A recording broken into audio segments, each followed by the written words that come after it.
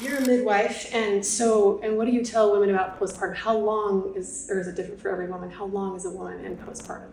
Postpartum depression? Yeah. So during my pregnancy with Tatum, when the thoughts really started to become severe and intrusive, I could never be left alone. Mm-hmm. If I wasn't at work, I was with Tyler. My one colleague at work, she was phenomenal and helped me every day. So you were vocal about it? Yes. Yeah. I kept it quiet. I have a history of postpartum depression, never during pregnancy. But this time, I think with the PTSD and the grieving and then pregnancy hormones, it just all came together and hit me. One day, I was just, I'm going to take all my pills that I have. And I remember telling Tyler, you got to take me to the ER. So he rushed me up to LDS Hospital, where they have a behavioral health center. I remember driving there thinking I could just open my door and jump out on the freeway. Gosh. I was about 4 to 5 months pregnant at the time. And so I remember sitting in the ER and they said, what are you here for? And then Tyler said, suicidal thoughts. And the S word, I'd never even really comprehend what am I really doing? Is this really? So they decided to admit me, which I thought would be a little R&R. Yeah. I've never experienced anything like it. I mean, it was awful. Yeah. They take you away. They take everything from you. They wheel you up to the floor, and then they strip search you, and then they, take everything from you. And how long were you there? 4 days, which is nothing. Yeah. But at the time, it was eternity. Yeah. I remember one of the mornings they try and get you up exercising, and we were doing chair aerobics, and I was like, how am I in the psych ward doing chair aerobics? Like, how did I get to this point? My nurse took me aside and told me she was honored to be taking care of a nurse practitioner, but that also I should know better because I'm a nurse practitioner. And I thought, mental illness doesn't discriminate against anyone. No. And then she grabbed my belly and she said, plus you're pregnant, you're having a little one, you should be happy at this time. And I'm like, what?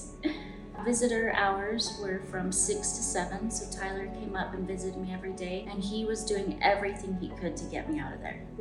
He could tell that I was just getting worse. And someone connected us to Eric Dykes, who is one of the co-founders of the Emily Effect. So he helped Tyler find resources for me so I could do outpatient therapy. They finally released me. It was really, really hard. I mean, I fought those thoughts every day. As soon as I delivered Tatum and the placenta delivered, it was like night and day different. I mean, I had very mild postpartum depression. It was night and day different. I felt completely like myself again. My anxiety was gone, which was good because they said that Tatum had a heart murmur and we were gonna do an echo, and it ended up being that he had a heart abnormality called tetralogy of flow, that he was gonna have to have open heart surgery at 4 months old.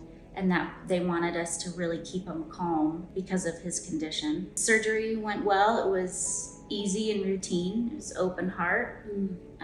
It was extremely difficult to be back at primaries, all the PTSD that we had experienced, all the triggers, for Tyler and I. But the recovery was night and day different. So much easier than cancer. Tell me about the time when Tyler had made him that promise to see the ocean. With Cohen, we pushed him around in his little blue car all over primaries. And there's a huge mural of 2 little boys at the beach in front of the ocean. And Tyler said that he made a promise to Cohen, because Cohen would always look at this picture, and he said, I'm going to get you to the beach. So when we took him home on hospice, CEO of Vivint, Todd Peterson, let us take his jet for the day.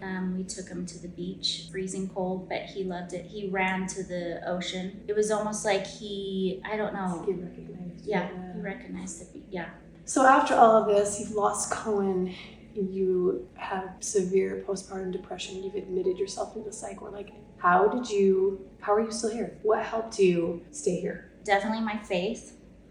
Faith in a higher power, faith in Jesus Christ, that all things will be made right in the end. Supportive husband, supporting each other through it, the grieving, and my other kids. Yeah. I mean, ultimately, I knew I couldn't be with Cohen. I knew it wasn't my time yet. And how could I end my life when I have a little one inside me? And I love my other 2 kids so very much. I couldn't do that to them. You know, I also, little things like keeping a gratitude journal really helped me. I did that every night, wrote 3 things, and some of them were super simple, like water, air, food. But then I started to really realize the blessings that I had in my life. That really got me through and helped kind of re-energize my battery. Tell me what, lastly, like, what do you miss about Cohen? Everything. His smile. And he just was so loving and sweet, and he never complained. I know he was young, but he always smiled through it. There was definitely, he's very angelic and the sweetest baby. The sweetest. I'm sad because I can't remember how he smells. I always wonder, like, he would have been 8 years old, so what would have his interest been? What would his voice sounded like? Because he didn't really talk very much. And didn't he pass in your arms? We nursed until the last thing he wanted to do was nurse, and I held him, and then I noticed that he became really stiff, and the dying process took a long time, about 9 hours, and it was very, very difficult to watch. And then it was like 3 a.m. We were all exhausted and everyone kind of fell asleep, and I just laid next to him and heard him take his last breath. But he always slept between Tyler and I. And you knew that was his last? I laid there and waited about 15 minutes, and then I woke everyone up and said, he's passed away. I know that he's very happy and he's proud to call Tyler and I his parents, and I'll see him again. It's just a little bit longer. Yeah.